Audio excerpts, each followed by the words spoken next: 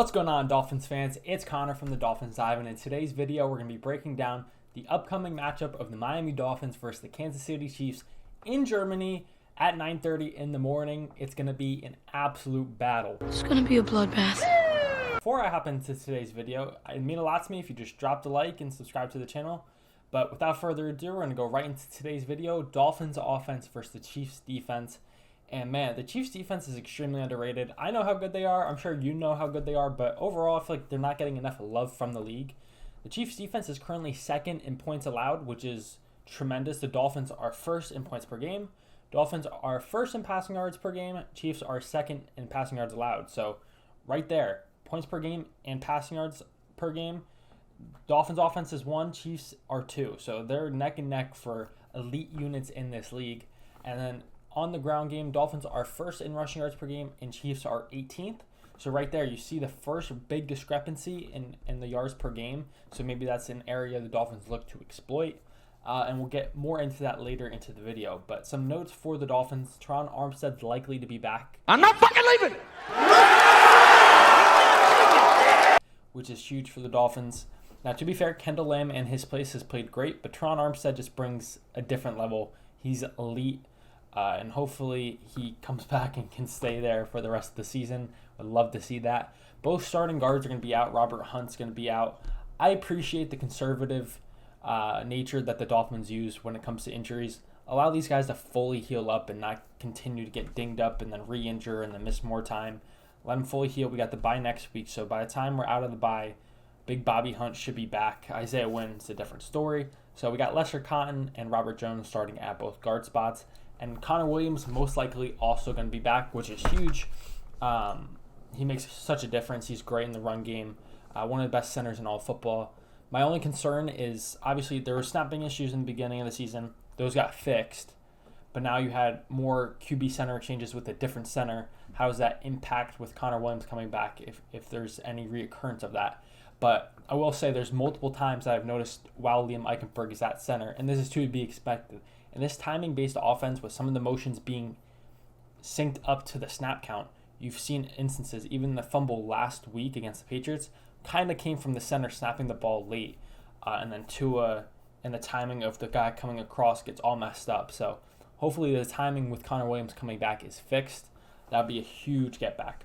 Now, some offensive keys of the game. Number 1, don't let Chris Jones ruin this game. Now, a big correlation, in my opinion, in the Dolphins offense not having success is teams want to say it's when Tua faces a good team, which to a degree is true. But I would say for the most part, it's when the Dolphins offense faces elite defensive line play.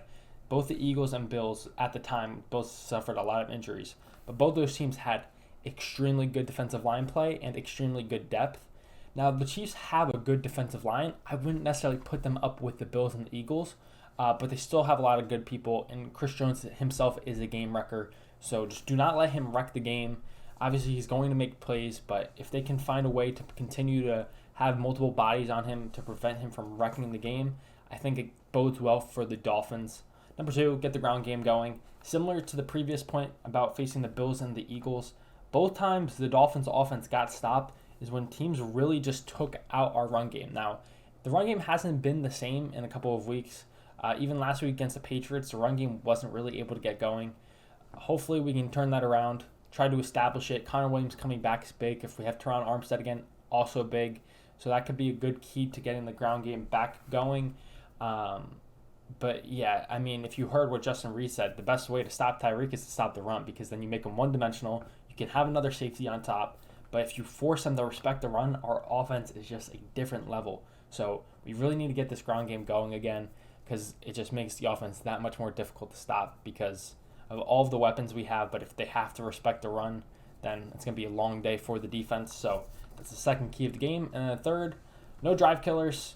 Thankfully, we didn't really have many last week, but it's been a correlation in the games that we've lost.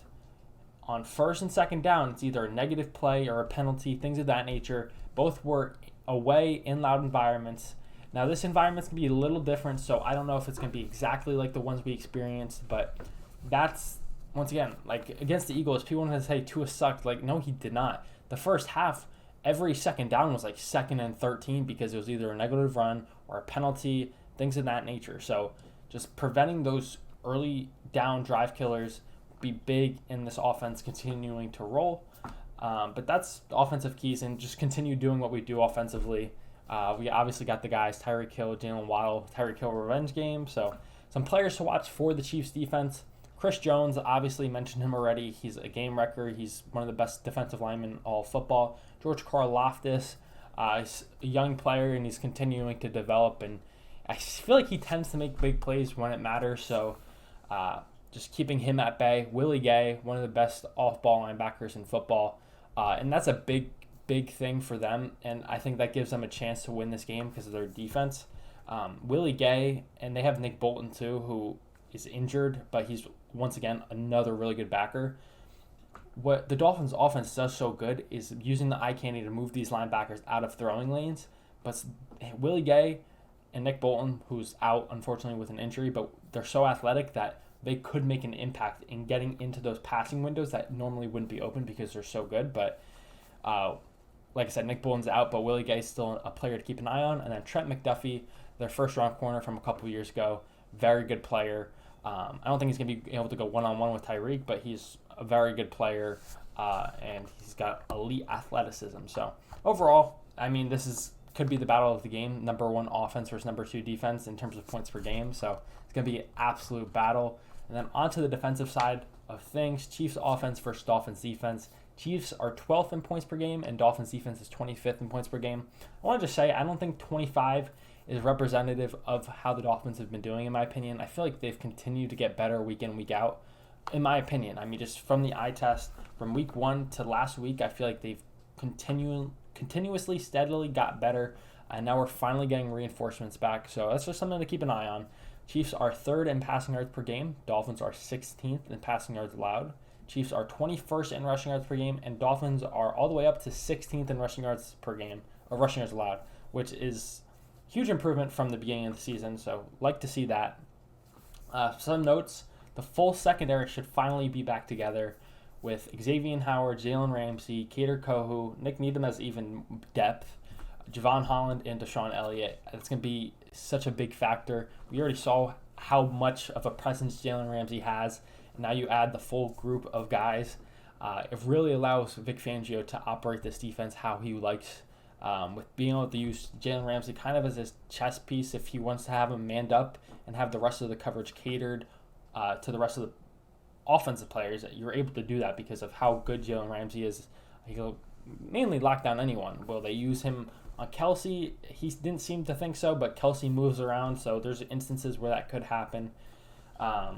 D-line has been improving week in, week out. That's another note I have. I've just continuously seen it. After the Bills game, I was very pissed at Christian Wilkins and Bradley Chubb, and ever since then, they've gone to show that they're the guys that we thought they were or knew they were, and that's been good to see.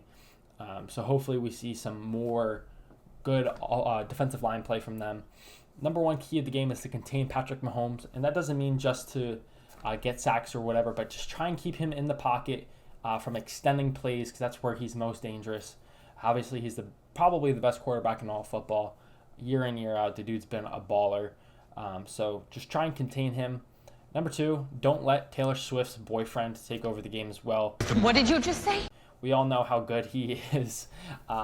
Make the other players beat you. They have a lot of receivers that aren't bad, but they're not like elite number 1 receivers. But try and make them beat you other than Kelsey.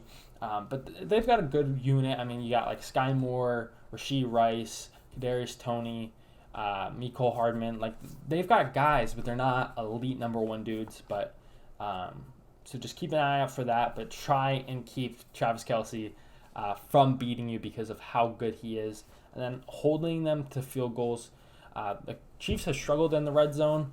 And if you can keep them at bay and hold them to 3s instead of 7s, it's going to pan out and work out for you in the long game of this game because both teams are very good. So just that small difference in holding 3 instead of 7 could be all the difference. So hold them to field goals. I just have a good feeling. Like I said, I feel like this defense has been improving week in, week out, despite the numbers. I really think Vic Fangio is continuing to get better and more comfortable with the players in this scheme. The players are getting more comfortable themselves. So he's obviously got experience facing Mahomes and Kelsey, which is good. Now, I doubt he had success, but having that information and understanding the different things that did and didn't work is definitely beneficial, considering Vic Fangio played them in division for the years he was the Broncos head coach. So I think that those years of gathering information will be beneficial. Obviously, players to watch for the Chiefs: Patrick Mahomes, no-brainer. Travis Kelce, no-brainer. Shout out to the Swifties. Big Taylor Swift fan, let's be real. She's great. And then Isaiah Pacheco, stud running back. And then they just got a bunch of different guys, like I mentioned: Mecole Hardman, Sky Moore, Rashee Rice, MVS. They got dudes. They have a great offensive line. Obviously, I'm not going to highlight a singular offensive lineman, but Creed Humphrey's one of the best centers in football. They got a new bookend at tackles, but they've been